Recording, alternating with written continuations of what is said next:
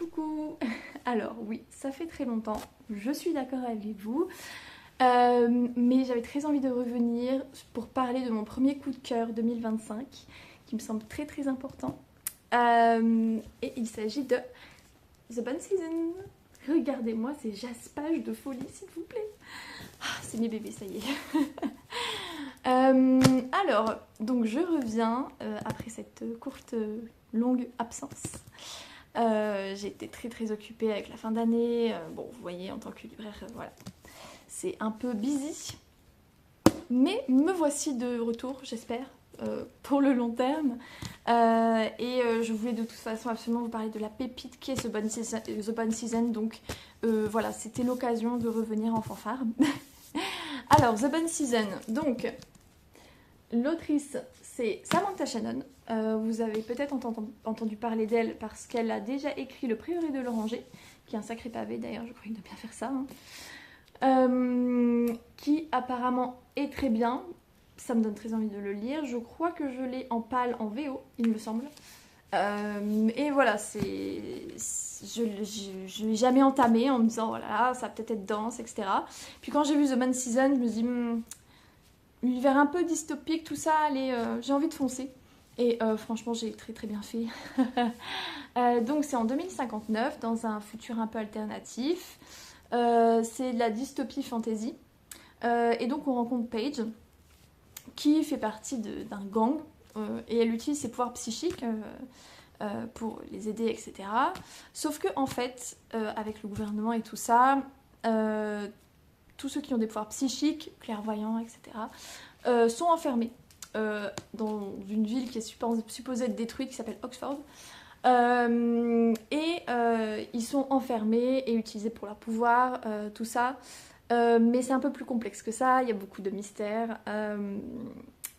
Donc Paige, à un moment, elle se fait prendre, tout simplement.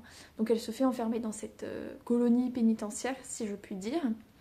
Les personnages sont super bien construits. On fait la rencontre du gouverneur qui va devoir un peu la prendre sous son aile, qui s'appelle Arcturus, qui est géant d'ailleurs, il fait 2,10 m. Mais bon, ce n'est pas la taille qui compte. Mais il y a une petite part de romance qui est très très très très très très très slow burn. Mais c'est vraiment pas la romance qui prime ici, surtout dans le tome 1. L'univers est très très dense, très très complexe. Et donc voilà, les premières pages, je me dis oula, dans quoi je mets les pieds, c'est très dense. Mais j'ai pas du tout regretté. C'est surtout une introduction de l'univers, je trouve, dans le tome 1. En sachant que le tome 1 revisité donc par De Saxus, vous voyez comme ça. Le tome 1, il y a aussi la nouvelle de la Rêveuse Pâle, donc un peu un préquel sur Paige, sur ce qu'elle faisait dans le gang, etc. Avant de se faire enfermer, justement. Voilà, on va découvrir petit à petit pourquoi le gouvernement est contre ceux qui ont des pouvoirs psychiques, pourquoi il les enferme, pourquoi ils ont besoin d'eux aussi en même temps. Voilà, c'est un univers très complexe, mais super intéressant. Je trouve que ça a un peu des vibes de temps en temps de Six of Crows, Shadow and Bone. Apparemment, Une Braie sous la cendre aussi, ça ressemble un tout petit peu dans le côté dystopique. Ça me donne très envie de commencer la saga aussi d'ailleurs. Mais bon, j'ai déjà assez de sagas en pâle, il faudrait vraiment que je fasse un décompte parce que là, c'est pas possible. Donc, pour The Bun Season, ici nous avons donc les 2 premiers tomes révisés par De Saxus, tout ça. Il va y avoir le tome 3 qui va sortir le 27 février, donc je parle en VF. En VO, je crois qu'il y a 4 tomes de sortie et le 5e va bientôt sortir, ou alors les 5 sont déjà sortis. Il va y avoir en tout 7 tomes. Longue saga, moi qui me disais non, plus jamais je vais dans des longues sagas, c'est hors de question. Je me suis fait avoir. Mais bon, pour l'univers, pour les personnages, moi je dis oui. Paige, je l'adore. Vraiment, c'est une héroïne que j'adore. Elle a un petit côté fragile, mais en même temps badass. Elle fonce toujours, mais en même temps, elle a une part de réflexion en elle que j'admire beaucoup. Et non, franchement, son personnage, je trouve qu'il évolue beaucoup aussi entre le début et la fin. Et juste, je suis au milieu du tome 2, donc je suis en lecture commune avec Morgane, donc à l'ombre d'un livre sur Booksta. Et on se régale. Et là, on va bientôt arriver à la fin du tome 2. Je pense qu'on va pleurer, hein, parce qu'il faut attendre le tome 3 maintenant. Et puis la suite encore, donc ça va être long, je pense. Mais bon, voilà. Aussi, j'avais pas vraiment prévu d'en parler avant de commencer la vidéo, mais je suis une grosse fan de Shatter Me, de Taher Mafi. Et j'avais déjà commencé son autre saga, ce Royaume Tissé. J'avais lu le tome 1 que j'avais trouvé très lent, mais j'avais quand même acheté les 2 autres tomes en me disant bon allez, un jour je m'y remettrai, voilà. Mais personne ne fera mieux qu'Aaron.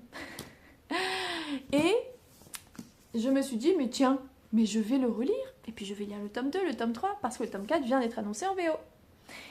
Quelle erreur non erreur, parce que j'adore. Et comparé à la première lecture que j'avais fait du coup il y a des années, je trouve pas ça si lent que ça. Et en effet, je comprends la hype, tout ça au niveau de cette saga. Et j'ai trop hâte de le terminer. Je sens déjà que ça va être une petite pépite. Je sens déjà que la saga, là, elle va peut-être pas me prendre autant au trip que Shatter Me. Je ne sais pas. Après, Shatter Me, il faudrait que je relise. Parce que ça a été une de mes premières sagas que j'ai lues. En fantasy, dystopie, tout ça. Je crois que c'était il y a bien 10 ans, du coup, que j'ai lu. Donc il faudrait vraiment que je relise. Mais voilà, je sens que encore une fois, l'autrice nous a fait une pépite. Et donc j'ai hâte de vous en parler un peu plus. Et voilà, c'est tout pour le moment. J'espère que mon retour vous fait plaisir, entre guillemets. Et je vais essayer d'être plus régulière si je peux. Mais c'est vrai qu'avec le travail, tout ça, c'est toujours un petit peu compliqué. Mais j'ai hâte de pouvoir refaire des vidéos de manière plus régulière et de pouvoir vous parler de toutes mes petites découvertes et mes pépites lecture, parce que là je sens que 2025 commence très fort avec The Bonne Season sur UMTC et tout ça.